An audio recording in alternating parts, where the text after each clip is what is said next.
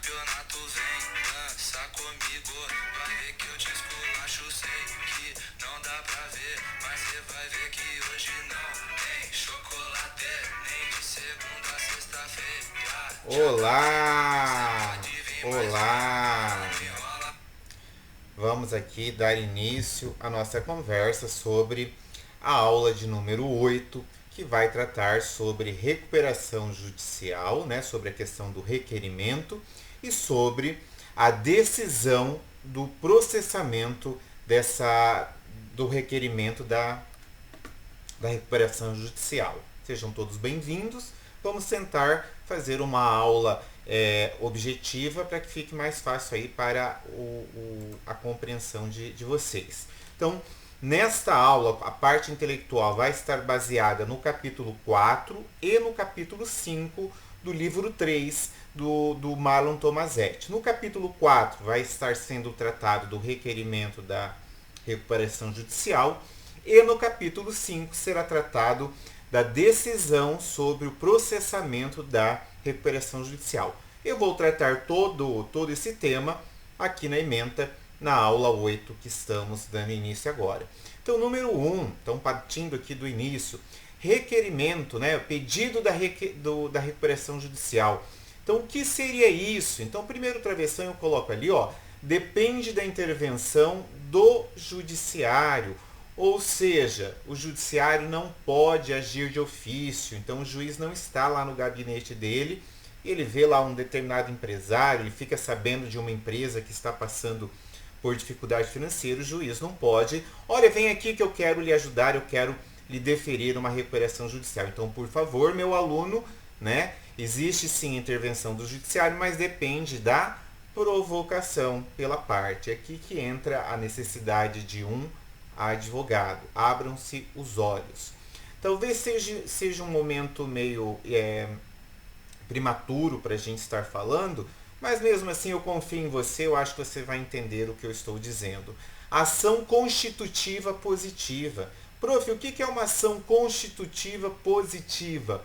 Uma ação constitutiva positiva é uma determinada ação que ela vai constituir de forma positiva uma nova situação, um novo ato aqui dentro do direito. Então você vai passar pela recuperação judicial, em sendo deferida, vai ter ali a questão do período do processamento, do acordo com os credores, e vencida essa etapa, vencida a recuperação judicial, a empresa se recuperou e volta aí para as atividades normais. A empresa não se recuperou, prof. O que vai acontecer? Falência, né? Arrecadação dos bens para liquidação da massa ali de devedores, concordam? Terceiro travessão, a gente já conversou em outra aula, ajuizada no juízo do principal estabelecimento do devedor. Aqui nós estamos falando da competência. Competência para você ajuizar a ação de recuperação judicial. Qual é a competência, prof? A competência é o juízo do principal estabelecimento aqui do devedor. Então, cuidado que não é a sede, e sim o principal estabelecimento. Prof, considerarmos o que para saber qual é o principal estabelecimento? Movimentação financeira, meus caros colegas. Rito especial.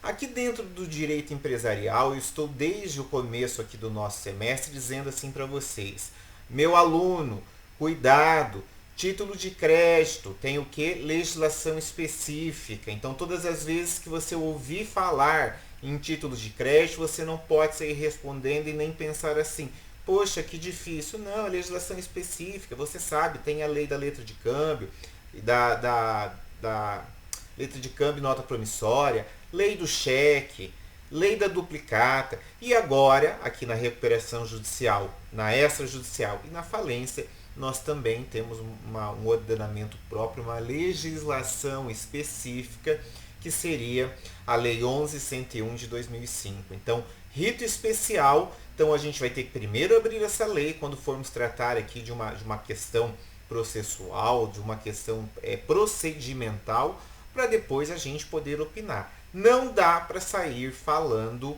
bom dia, cavalo. Nós temos que olhar a lei e depois sim podermos fazer a resposta. Então, item 2, requisitos da recuperação judicial.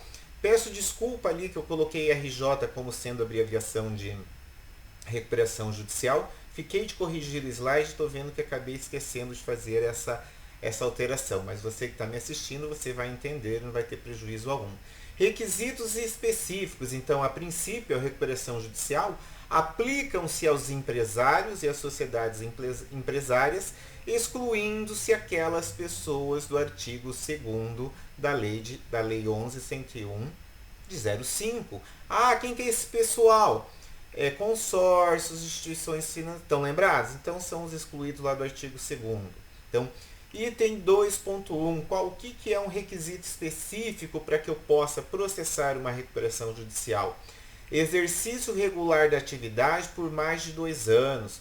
Então aqui o legislador ele tomou o cuidado de separar aquelas atividades empresariais em que elas estão nativas em tempo menor do que 2 anos. Ou seja, você tem uma atividade empresarial que nem chegou a completar 2 anos aí de atividade. Poxa, então ela está excluída da lei de recuperação judicial? Sim, se ela nem completou 2 anos, o legislador entendeu por bem que essa atividade é melhor o quê? Cesse por aí, feche, encerra as atividades, porque não dá para ela se beneficiar aqui da lei de recuperação judicial brasileira, né? Como é que eu faço a prova, prof, de que a minha atividade ela está regular há mais do que 2 anos? Certidão da junta comercial. Isso é facílimo, não há dificuldade nenhuma. Não ser falido. Como assim não ser falido? A gente vai ver mais para frente o processo de falência, né? E lá no processo de falência vocês vão ver que vai ter uma sentença decretando, né, a falência ali do empresário. Então, se ele for declarado falido e estiver ainda, né, na vigência dessa sentença, não é possível dele se beneficiar da recuperação judicial. Por quê? Porque ele ainda está sob os efeitos da falência. Então, o primeiro travessão ali dentro do item 2.2 eu coloquei. Se for falido, precisa estar ok com as suas obrigações ou com as suas obrigações extintas. Então, já acabou o período que ele estava cumprindo ali como falido, já participou da reabilitação e daí ele pode sim requerer aí uma recuperação judicial. Eu falei em sala de aula e vou repetir agora, né? A recuperação judicial ela sempre precede, o que é precede? Vem antes de uma falência. Então, cuidado que o contrário não é verdadeiro. É verdade que uma falência sempre vem depois de uma recuperação judicial? Não necessariamente. A empresa, né, a atividade empresarial pode ter passado por uma recuperação judicial e se recuperou, então voltou à normalidade. Cuidado com essa informação que eu hei de perguntar lá para vocês no dia da nossa avaliação. Item 2.3. Não ter obtido outra recuperação judicial no prazo de 5 anos. Então o legislador também levou em consideração de que você, empresário, você e a atividade empresarial, não pode ficar se valendo a qualquer momento aqui dos benefícios da lei de recuperação judicial. Então foi criado aqui um segundo critério temporal, que sim, aquele de qual você se beneficiou, e levou-se em consideração o período de 5 anos. Prof, como é que eu conto esses 5 anos? Data do início é a data ali da concessão, do despacho que o juiz concedeu o início da recuperação judicial. Para qual data? O novo pedido. Então, dentre esses 2 marcos temporais, se não tiver decorrido o prazo de 5 anos, 5 dedinhos, 5 anos aqui, ó, não dá para fazer um novo pedido de recuperação judicial. Item 2.4, ausência de condenação de crime falimentar. Nós vamos ver lá também na falência, em que existe a possibilidade do empresário ser condenado, além de ser falido, ser condenado por crimes que ele tenha cometido ali dentro do processo falimentar. Prof, me dá um exemplo de um crime falimentar. Um sumiço, como é que chama? Uma destruição de determinado livro de registro, livro empresarial, que era importante ali para prosseguir no processo de falência. Então ele cometeu um crime ali falimentar, foi condenado. Então, se ele tiver sido condenado, não dá para ele aqui requerer aqui a recuperação judicial, a menos que né, ele já tenha sido extinta a punibilidade ali pelo cumprimento. Lembrando também que aqui no Brasil, né, a gente só pode considerar aqui uma pessoa culpada somente com trânsito em julgado, né? Então eu tô até careca e vocês também vão ficar careca aqui, os meninos como advogados, de tanto ouvir essa história de somente com trânsito em julgado. Item número 3, legitimidade ativa. Quem que pode requerer a recuperação judicial? Essa é fácil, né? Quem pode requerer a recuperação judicial é somente o empresário. Mas, prof, o senhor colocou outros aí entre parênteses. O meu nobre colega, meu nobre aluno, esses outros são aqueles legitimados que são os sucessores, né? Herdeiros, o cônjuge sobrevivente, o inventariante, né? Se o empresário veio a falecer, e até o sócio remanescente ali, se a gente estiver pensando numa recuperação judicial de uma sociedade limitada com 2 sócios. Um faleceu, sobrou o outro. O outro não pode pedir a recuperação judicial da LTDA? Não vejo problema, concorda? Então isso aí é facinho. Segundo travessão, essa vai matar os alunos que não assistem a minhas aulas, né? Por quê? Os credores, eles não possuem legitimidade para pedir a recuperação judicial. Imaginem vocês que eu sou um credor de uma determinada empresa, então eu tenho lá um crédito, não importa se é um cheque ou uma duplicata, não importa o que seja. Eu sou credor, né? Por qual motivo? Por que você imagina que eu teria legitimidade para entrar aqui com um processo pedindo para recuperar ali, para que seja aplicada a lei de recuperação ali naquela atividade empresarial para que eu venha receber depois? Não faz sentido, concordam? Então, credores não têm como, não há essa legitimidade. Eu vou perguntar isso para vocês lá na prova, hein? Cuidado. 4. Quem são os créditos que podem ser abrangidos aqui por um pedido de recuperação judicial? Então, quando a gente pensa aqui num processo de recuperação judicial, nós temos um autor, nós temos um juízo competente, lembra do principal estabelecimento ali do empresário, mas nós não temos propriamente réus.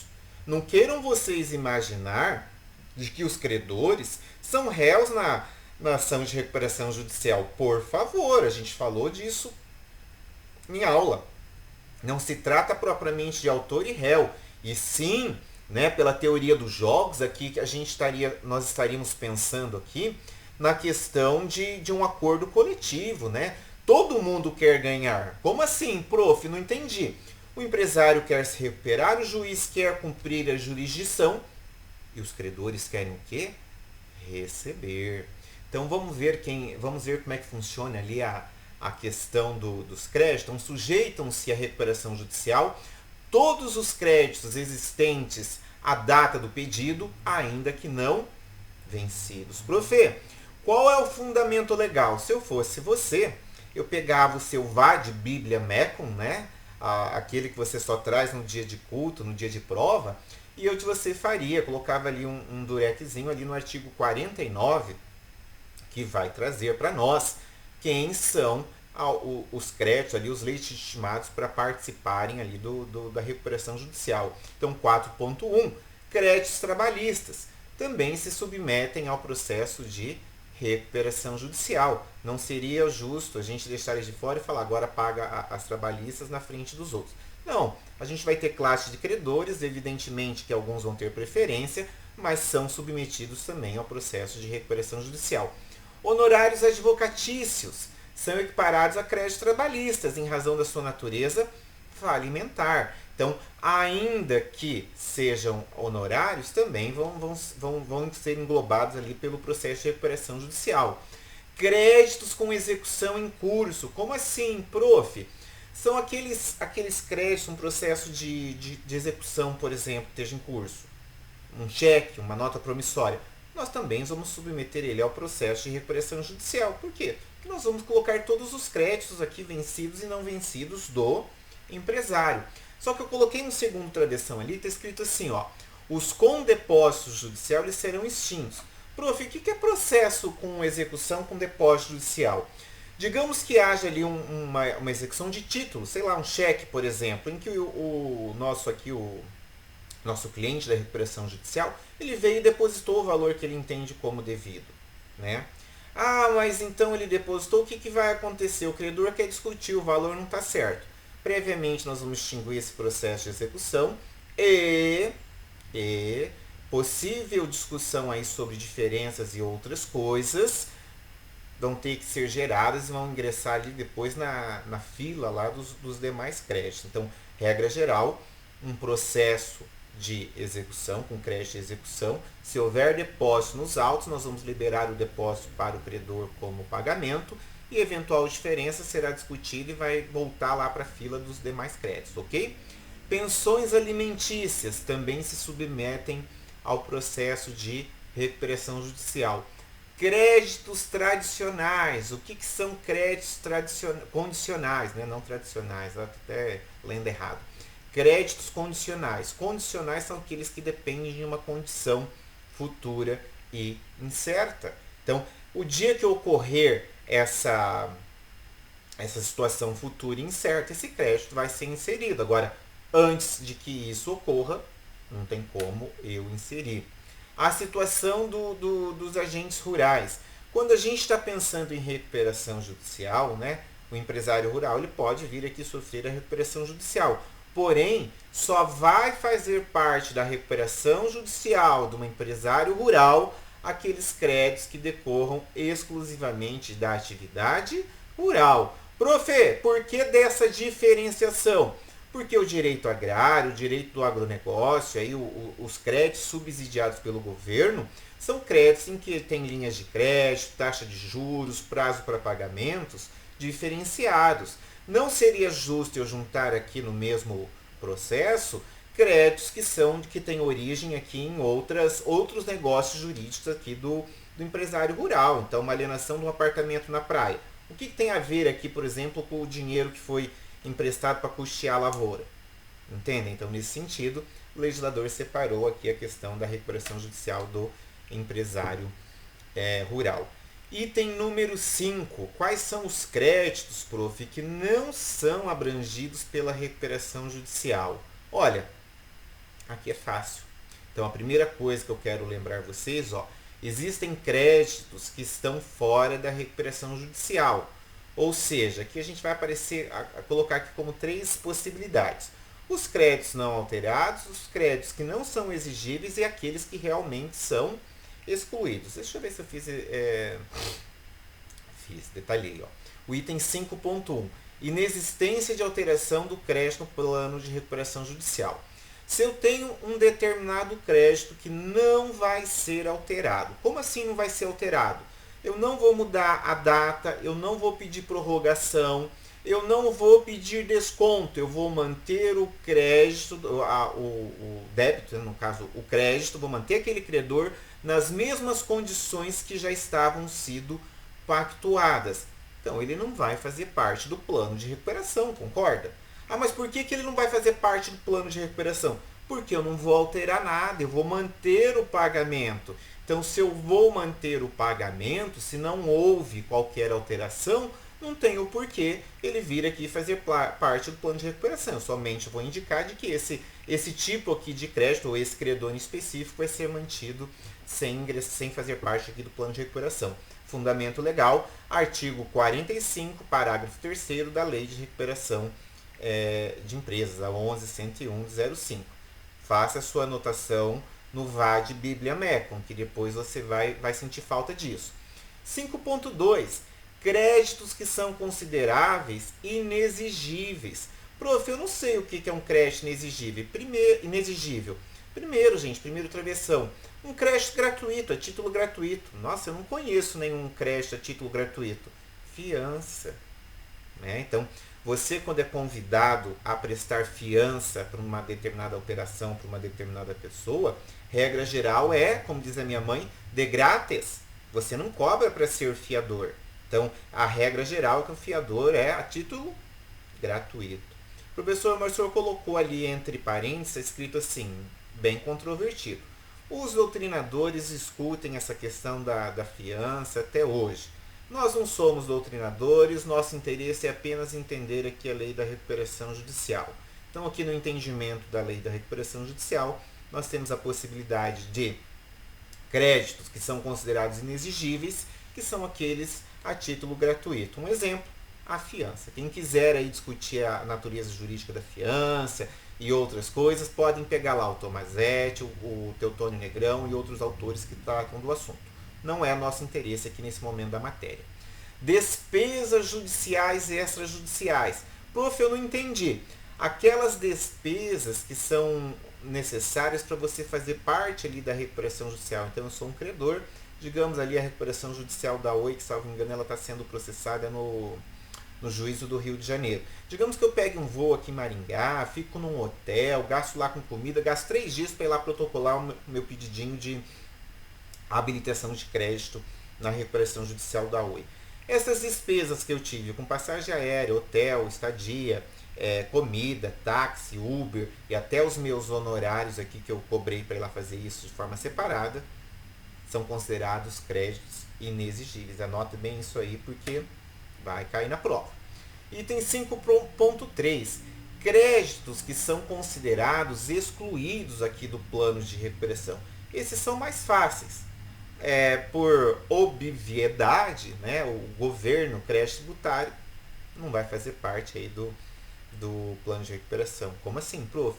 Os tributos devem ser pagos. Não existe possibilidade de você ir lá e determinar, né, pedir para o fisco, lá para a Receita Federal, Receita Estadual, olha, eu quero fazer um plano de recuperação com vocês, que eu quero suspender o pagamento, que não quero que cobre juros. Não dá. O governo vai ser pago primeiro. Posso atrasar os tributos? Olha, atrasar, né, dentro ali de uma normalidade, desde que isso aí seja pago ao longo aí do plano de recuperação, talvez você consiga ali um atrasozinho. Mas, regra geral, não faz parte do plano de recuperação.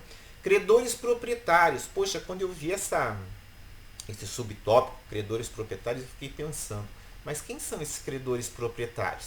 Está lá no seu artigo 49, parágrafo 3º, letra B da Lei de Recuperação Judicial, a 11.101/05. São aqueles credores que eles têm a propriedade resguardada, né? São aqueles credores que têm alienação fiduciária sobre o bem, credores com arrendamento mercantil, proprietário do contrato de compra e venda com reserva de domínio, proprietário promitente vendedor de imóvel, credor de adiantamento de contrato de câmbio e créditos rurais com recursos controlados. Então, por que esses são considerados excluídos do plano de recuperação? Vamos lá? Você pega a alienação fiduciária e o arrendamento mercantil, são feitos por instituições financeiras. Elas só emprestaram dinheiro porque foi dado um bem ali em garantia, seja na modalidade de alienação, na modalidade do arrendamento. Você já imaginou você vir aqui e falar com o banco, ó, eu estou quebrando a sua alienação fiduciária e pegando o bem para colocar aqui no patrimônio da recuperação? Não daria certo, né? Proprietário em contrato de compra e venda com reserva de domínio. Vocês já devem ter estudado isso lá no direito civil. O contrato de compra e venda com reserva de domínio, você está justamente reservando o domínio sobre o bem. Se você está reservando o domínio sobre o bem, qual era a justificativa de você vir aqui numa recuperação judicial e quebrar aqui o domínio do promitente vendedor? Não faz sentido, né? O proprietário promitente vendedor de imóveis. Você já pensou o cara ali com o contratinho fechadinho, né? Já entregou o imóvel aqui pro empresário e aí vem a recuperação judicial. Ele vai ter que entrar na fila para receber, não sei que tipo de documento que ele vai ter, se ele é um credor quirografário, o que seria?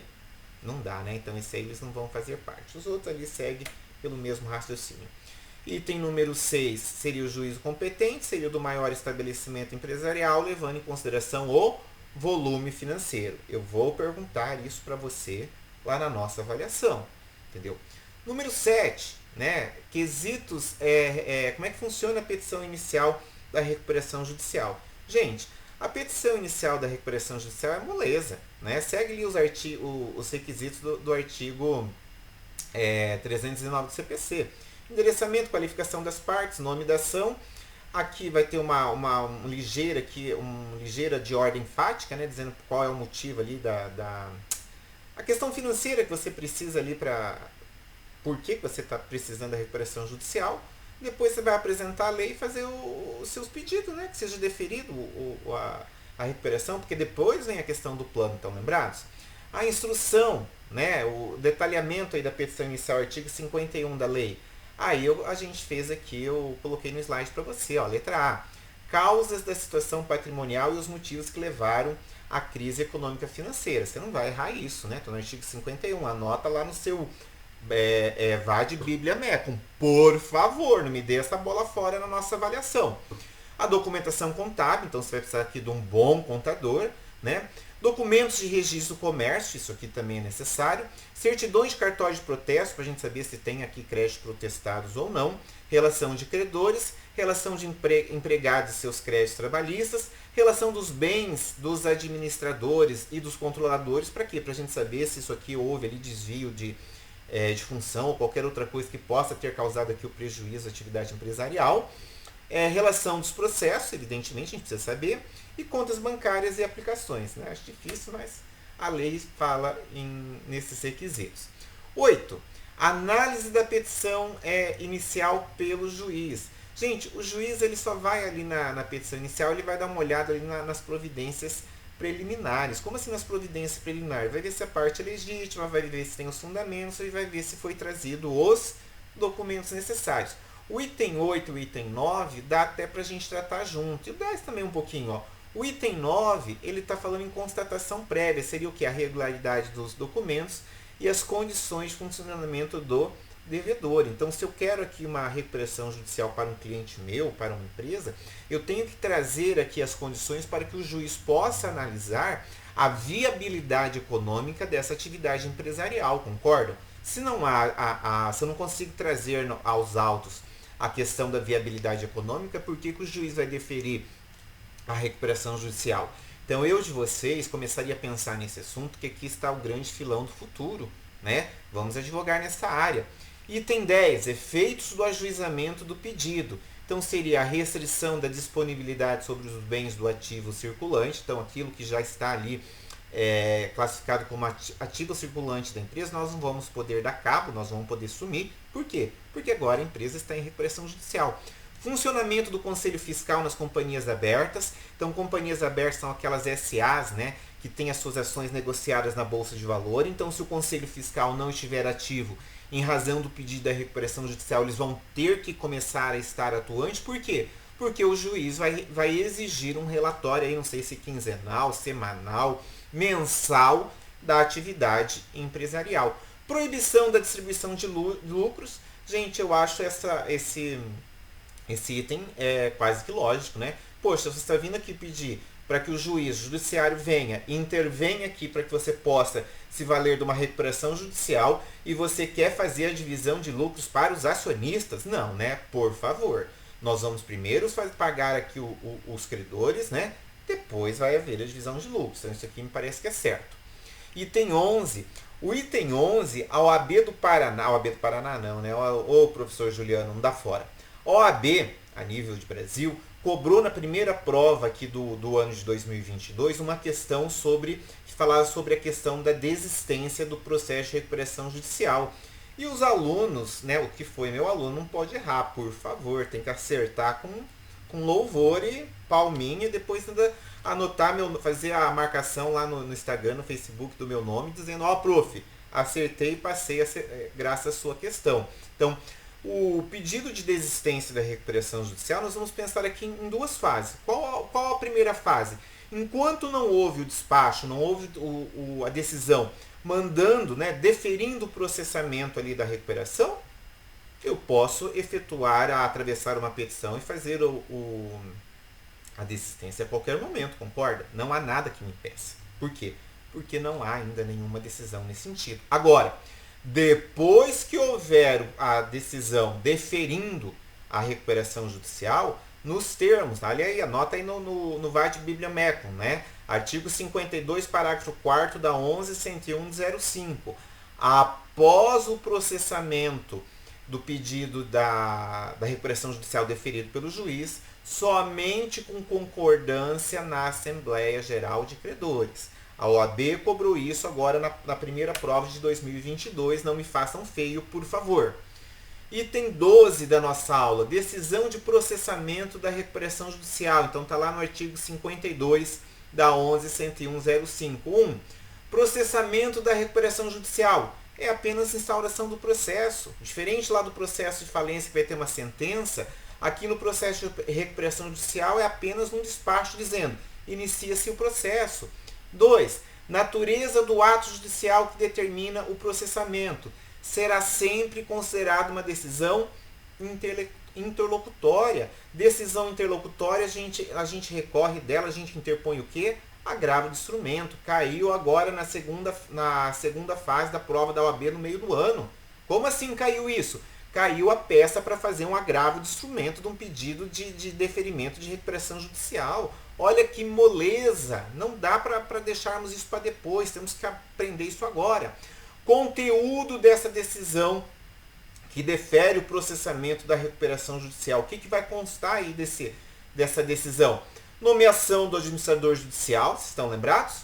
Dispensa das certidões. Então, de quais certidões, prof? O que é que o juiz está despachando? Está deixando para depois, né, a dispensa. Ele está dispensando durante as certidões negativas, durante o exercício ali para a atividade empresarial. Por quê? Porque a empresa está em recuperação judicial. Suspensão de execuções contra o devedor combinada com a suspensão de atos de apreensão e constrições de bens do devedor. Evidentemente, se o devedor está querendo aqui fazer uma recuperação, está precisando de prazo, está precisando de outras coisas, a gente tem que evitar aqui medidas restritivas. Isso é óbvio. O item 3.3.1 e o 3.3.2 pode ver que são subtópicos do item 3.3. Então, o 3.3.1, a questão do prazo. Como é que funciona o prazo?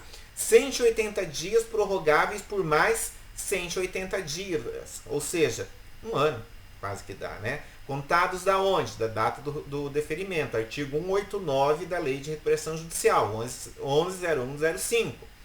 Exceções, né? Quando que são exceções? Ações que demandem de quantias ilíquidas. Então, eu não tenho a quantia certinha ali que está na ação, não posso colocar. Execuções fiscais também não vai fazer parte.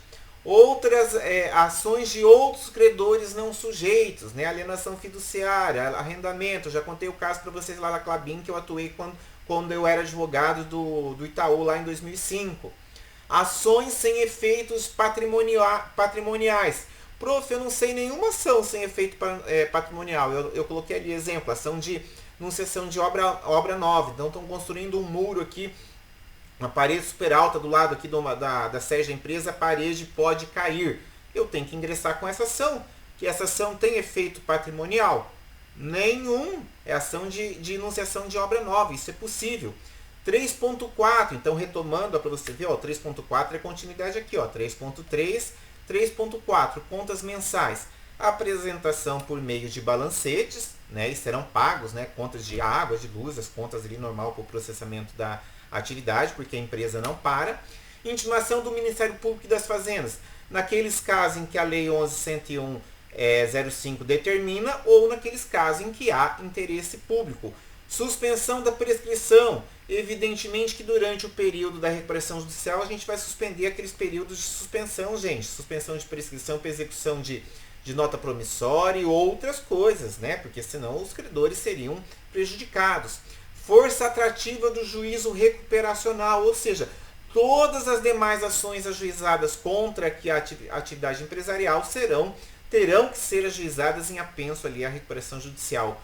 Publicidade. Então, a partir do momento do deferimento, tem que ser publicado na imprensa oficial para que todos os credores e demais credores venham a tomar conhecimento aqui dessa demanda.